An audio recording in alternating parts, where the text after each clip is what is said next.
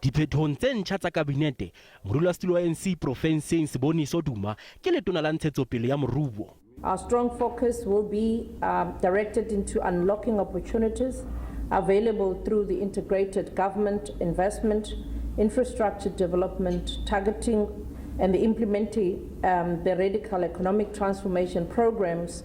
Mohatong o neng sa lebellwa, Tonakgolo ya mehleng Sihletse Kalala o boetse o kgutletse komiting e kgolo ya phethahatso e le setho lefapheng la ditaba tsa kopanelo ya puso le ditaba tsa marena moo a lebelletsweng ho tshehetsa bommasepala ba profense.